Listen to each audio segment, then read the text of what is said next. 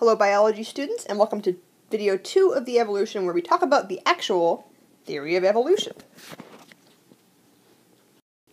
So evolution, as we're going to define it, is the process of change in the inherited characteristics within populations over generations, so that new types of organisms develop from pre-existing ones. So in other words, what this definition means is that over time, different populations and different species will change the characteristics they have so that over time we develop new organisms from pre-existing ones. So this is kind of the basis of Darwin's theory of evolution, and it's the basis for our modern theory of evolution. So before we kind of delve into this theory and break it apart a bit, first we have to talk about what shaped Darwin's thinking and helped him to come up with this theory. One thing that was known and was well studied was geology. So it was well known in Darwin's time that Earth had changed over millions of years to become to what it is today. They knew the planet had changed to reach its present state. So Darwin, he started to think, and he said, if it took Earth's formations thousands or even millions of years to change, perhaps it took living organisms that long to change too. So Darwin was kind of thinking, I think all of the species on Earth developed and changed over a very long period of time. Another well-known fact, geological fact in Darwin's time, is that rock layers, so layers of the Earth, held fossils. And as you went down deeper and deeper into the Earth, fossils became increasingly different. So if you compared the fossils, you could almost map how organisms changed. So Darwin saw this fact and said, it seems that not only has it taken organisms a long time to change, but they've changed very gradually. It's not a very sudden change, but instead it's a gradual change. So he was trying to put these pieces together to figure out how different species came to be. And while he was thinking about this, a second scientist by the name of Jean-Baptiste Lamarck was also thinking about the same things. And Jean-Baptiste Lamarck, he came up with the idea that organisms can change during their lifetime. So this kind of sounds like evolution, but not quite. So Jean-Baptiste Lamarck, he's kind of the laughing stock of the evolutionary world because he had a really good idea, but it wasn't quite right. So he said, okay, a single organism, a single being can change during its lifetime by either not using or using various parts of their bodies. So for example, he thought if we had a giraffe, and this giraffe had a very short neck, and it needed to reach leaves that were on the top of a tree, all it would have to do is stretch and stretch his neck, and it would get a longer and longer neck until it could reach the trees. And then he said, okay, once this giraffe has a nice long neck, it could pass that long neck trait on to his offspring. So unfortunately, as good as this theory was, it was a ridiculous theory, and it ended up being proved very false. So we know now that organisms cannot change during their lifetimes. You're kind of born with the genes you have, but he was right that species can change over time, and we'll look into that a little bit in a second. So here I have a hilarious cartoon of Jean-Baptiste Lamarck's ideas. So here's one giraffe saying together, stretch, stretch, think about the children. Because remember, Lamarck thought that if an organism changed during its lifetime, like if it got a longer neck, it could then pass on that longer neck to its kids, so they would have long-necked children, giraffe children.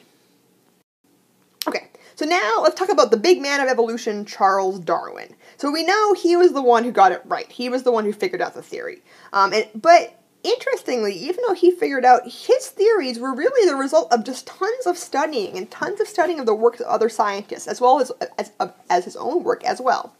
So he wrote 2 books that are very famous, one called The Origin of Species and one called The Descent of Man. And these really defined how we thought of evolution in the modern era. So let's look a little bit at his personal work.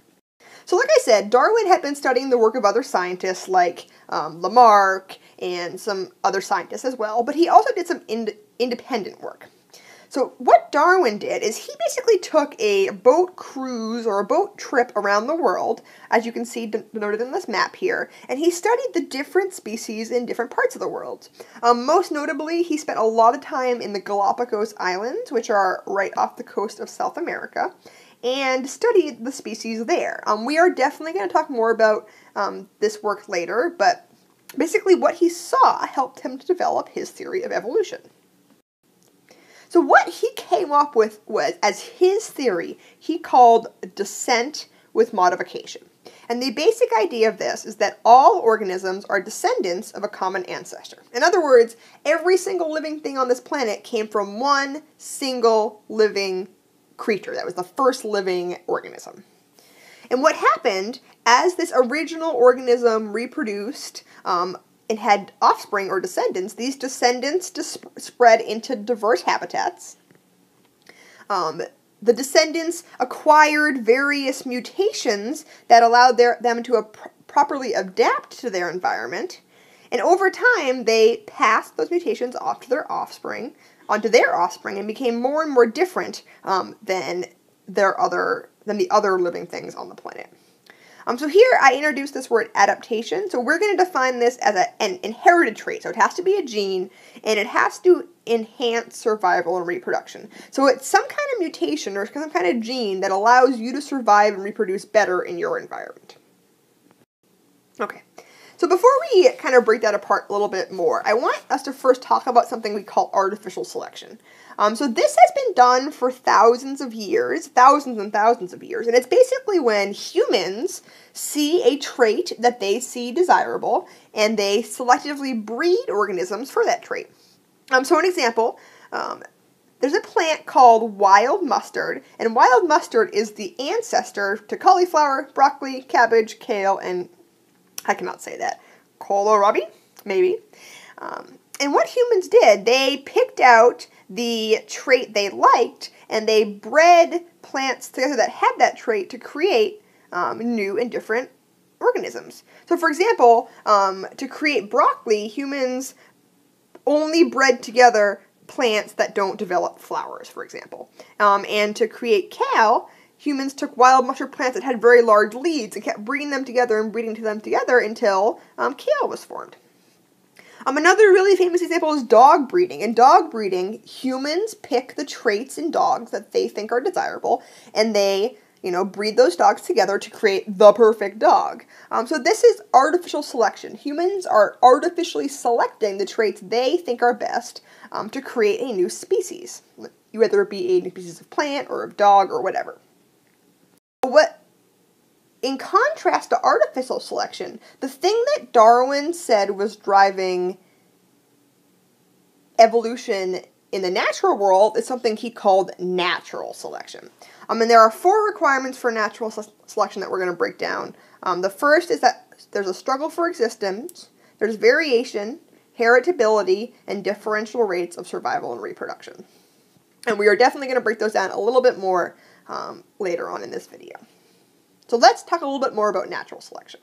So in Darwin's theory, on his voyage, his ship cruise around the world, first of all, he observed that organisms produce more offspring than the environment can support. So there's a struggle for existence. There's lots of offspring, not enough resources. They're having a hard time to survive.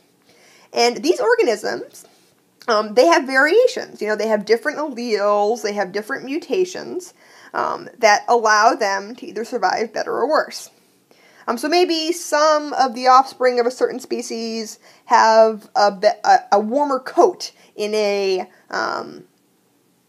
colder environment, and some have a lighter coat. So the ones with the warmer coat would survive better in the colder environment. So there is variation, and some are better at fighting the struggle for existence than others.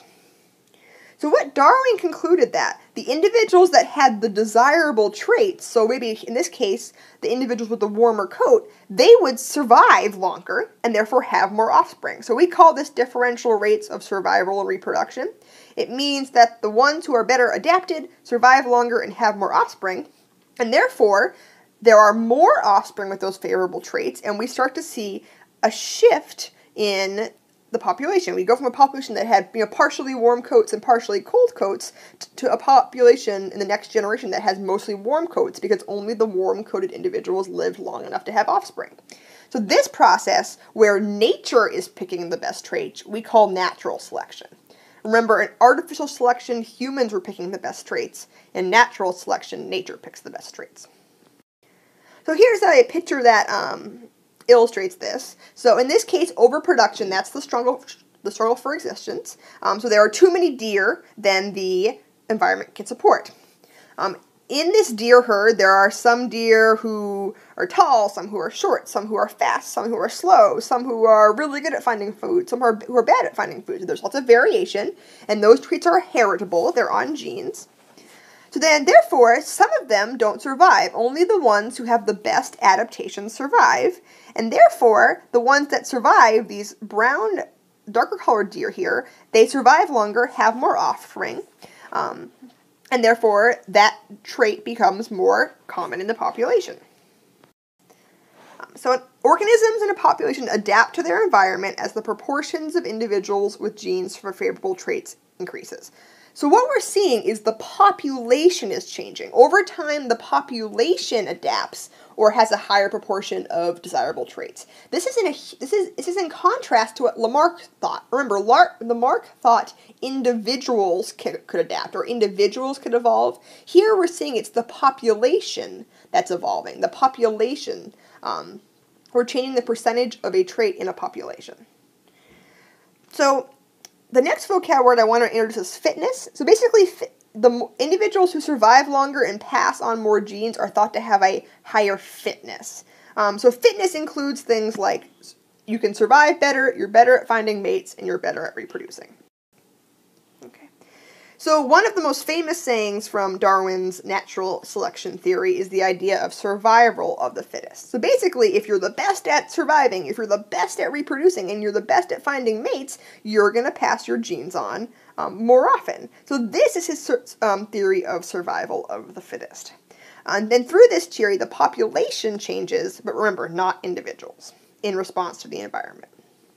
So I have a little cartoon here just to remind you, because when we think of fitness, we think of strength. But remember, fitness is really just something that helps you survive longer. So it could mean that you're the smartest, it could mean you have the best camouflage, it could mean you're really good at cooperating, or that you produce a lot of offspring. Fitness is just something that helps you survive longer. So finally, to summarize our video, remember we first had the idea of Lamarck, who thought individuals could change. So if I had some short-necked giraffes, they could just stretch their neck really hard, and they would magically have long necks. And then when they had offspring, their offspring would also have long necks. But this idea was wrong. And then we had Darwin, who said, no, there's a struggle for existence. These giraffes are trying to reach these leaves, but they can't. There's variation in the population. I have some long-necked giraffes, some short-necked giraffes. But only the long-necked ones survive, because only they are well adapted to their environment. And if you look, the short-necked giraffe is dead. And then these long-necked giraffes survive long enough to reproduce and have more long-necked offspring. So therefore, we're going from a population that's partially short-neck, partially long-neck, to all long-neck. Our population is evolving over time.